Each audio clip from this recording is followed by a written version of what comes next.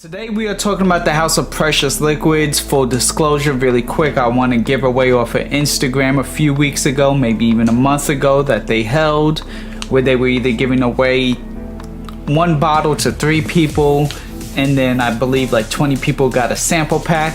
I was one of the 20 who won, and so they went ahead, sent it to me. I've heard a lot about this house. They sent this over to me. It's 5 fragrances, basically pretty much most of their collection from what I've seen, current collection. And shouts out to Scent Assault, Maniac Cascade Scents, Gent Scents, and rest in peace Carlos, Brooklyn Fragrance Lover. Them talking about it in their videos and everything got me really hyped to want to try it, so I'm happy that I'm able to do that right now and share with you all my unaverage thoughts. Really quick though, I have to put some respect on the perfumer's name and just the whole concept and everything. This is like a family kind of house by a man named Richard Herpen. I hope I pronounced his name right. But he made a lot of fragrances that you all know and that I definitely know. We are talking about Tom Ford. We are talking about Marc Jacobs. He's even done stuff for One Direction. I have a little sister who wore those fragrances when I was getting her started and I was first doing YouTube videos. So definitely shouts out to him. And it's like a collaboration project house done with his wife, who's a real famous runway model. Her name's Gio. She's like a print model and a runway model. She's done a lot of different advertisements and stuff. So just really quick, just had to go ahead and shout them out as well. Let's get into it. So the first one that we're going to take a look at is actually my most favorite from the line, and one that I really want to get a bottle of, and we'll probably do that as soon as possible. We are talking about Blue Agave, and this fits the summertime so well. This is almost like taking a tequila shot on the beach, and we're not talking about Patron. We are talking about that Don Julio 1842, you know, some upper echelon aged agave. This is really, really, really good. This is going to give you that agave note along with some sea salt, a little bit of bergamot going on. There's a little bit of like a woody undertone with it in a like herbal green type of vibe, some sort of like green leaf, not so much vetiver, not so much like, you know, I don't know where it's coming from, but it has that bit of greenness in it. Maybe sage and maybe like something else, but like fir or something. But overall, this was a really good one. This was the one I was most hyped to try, and it lived up to it. Blue Agave lasted about 3 hours, 4 hours. Most of these ended up lasting about 3 to 4 hours on me, but that's fine. I'll pay to play for this. Up next from this pack, my second favorite is actually going to end up being Neroli Musk.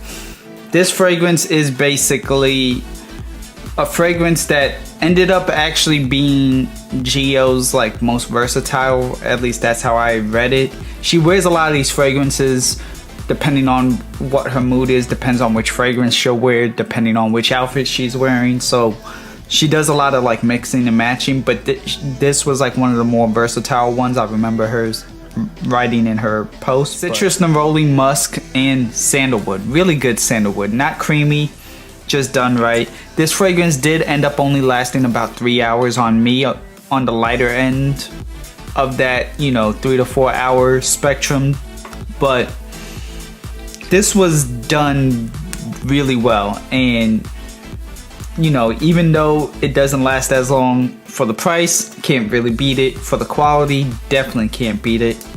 High quality musk, really high quality sandalwood. Citruses were on point, and the Neroli was great.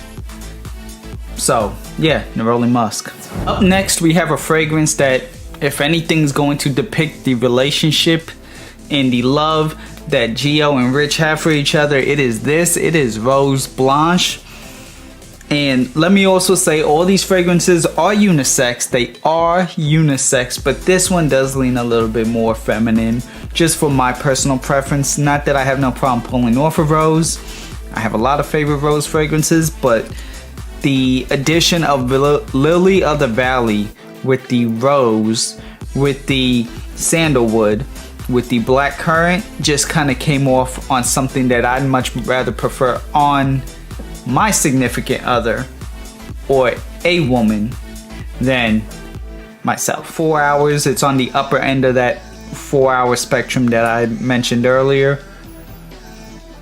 Done really well though. I mean, standout, A1, well done. Next, we're gonna talk about one that is really good, but I guess just because I've been so exposed lately to all of these orange-like fragrances, all these citrus fragrances, that this one doesn't really do it for me. We're talking about Mandarine. Mandarin? Mandarine. Whichever way you say it, that's the one that we're talking about. And this fragrance right here is good. It's gonna smell like mandarin, rhubarb, smoked from the myrrh, a little bit of musk, and some woods. But it's really good. Just a little closer on that 3-hour spectrum. And last but not least, we are talking about one that this background kind of says it all for itself as to what you're getting. Vanilla Orchid.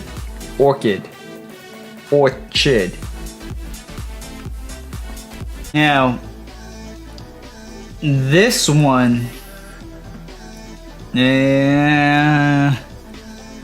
that's because I don't like fig though. Not that this fragrance is bad. I do not really like fig, minus a few fragrances, and even that, it's rough. Me and fig aren't really the best. You know, anyways, Vanilla Orchid. This fragrance is going to smell like Vanilla Orchid with fig, with tonka, a little bit of benzoin, and this like prune with woods. That's what you're getting out of this. It's good. It's almost like a floral fragrance, but with fig and a little bit of just, I'm sorry, I do not really like this one. Not again, it's a good scent, and actually for a vanilla fragrance you could wear this in the summertime, but I got a love-hate relationship with fig. That's just it.